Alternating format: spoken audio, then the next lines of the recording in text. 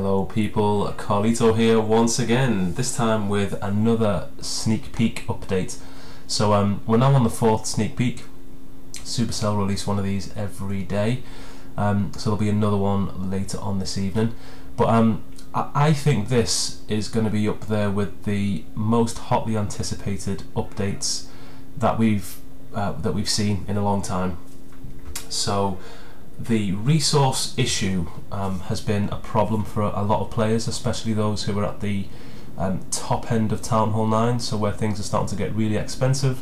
Walls are starting to really become a grind, and the lack of resources is a problem. So I think this update is going to potentially change the way a lot of people play the game. Now, for those of you who are watching closely, you'll see my Town Halls inside, so I am also officially trophy hunting. I'll do another series on that, so stay tuned. So here is the sneak peek. They're going to increase the league rewards, not just for Elixir and for gold, but also for Dark Elixir, so don't worry about that. What we don't know is how big these increases are going to be, and from my perspective, and in my opinion, unless they more than double the increases, not many people are going to be bothered by this increase. For example, a lot of farmers won't change the way that they play, because they're looking for the most resources per day, or per hour, or per whatever time frame you want to put on them. And unless they can make more higher up the leagues than they can lower down the leagues, they won't move regardless of the bonus. So that bonus has to be significant. So we'll see. Fingers crossed Supercell realise that and they make appropriate changes. Now, the other thing that you might see if you are good with your eyes is this wizard tower. Now, it's not one that we've seen before. It's actually a level 8 wizard tower, and I predict it'll be for Town Hall 10 only, but we'll see. I think they're trying to incentivize Town Hall 10 upgrades, so this is yet another thing for people to maybe upgrade for. I personally wouldn't be bothered by an additional level on my wizard towers because they're quite strong already, but we'll see. Quite interested, but we'll see. So this is what I predicted at the start of these sneak peeks. The level 6 goblin would complete the tier 1 troops at level 6, so it'd be nice to see, but I don't think we'll see him in this update, but fingers crossed.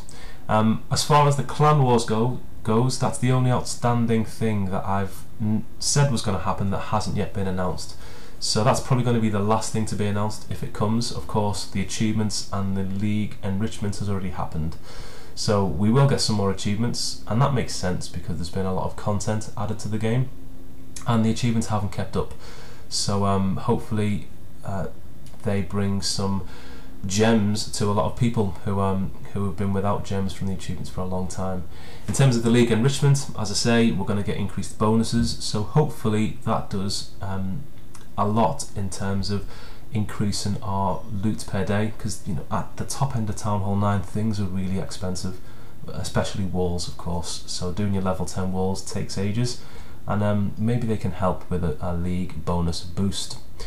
Now this is quite old, it's a few days old now, but I'm just giving the guy props for I guess the attention to detail, because it's a very convincing troop in terms of artwork. And it's also quite, I suppose, in line with previous things that have been added. So that the freeze spell, for example, is the latest spell that we've seen, and this kind of plays on that. So that's quite clever. And to someone seeing this on, for example, the Clash of Clans Facebook page, you'd easily be convinced that that is a genuine troop. Especially if you look at this page, which is the stats page as well. So they also did a stats page. They did a little description with what this troop could do. Freezing spells in a small blast radius, and that freezes the troops. And yeah, it would. Looking at it, it looks quite convincing. But there is an obvious error, and that's what's been pointed out by some as the main reason why this is a load of nonsense. And it's the elixir icon, not a dark elixir icon, given that they say it's a dark elixir troop. So yeah, probably not going to see a Yeti, which is unfortunate because I quite like the look of this troop. Not sure what you guys think, but I think it's quite cool. However, they did say there's going to be a dark little secret, so whether that was the wizard tower hidden in the background or whether it's going to be something else, we shall find out. Now, my my witch will complete her level 2 upgrade in a couple of hours, about 6 hours. So that'll be good for my trophy push. The golem, which would probably be my next choice, wouldn't complete for 10 days, so I'm not sure I'll even bother upgrading him. I'll probably use the dark elixir to build witches, and we'll see how far that gets me in terms of this trophy push that the clan are doing. Now, I started at about 1700 this morning. I've done a few raids. I've not lost a fight yet, which you'd expect at this trophy range. So we'll see how far I get to. Hopefully, as I say, I get into the Master League, which is the black one. But I've heard it's quite tough up there now. There's a lot of fairly solid Town Hall 10s, and unless you gem your troops and you've got lots of power troops on the go, things get tough and really slow down.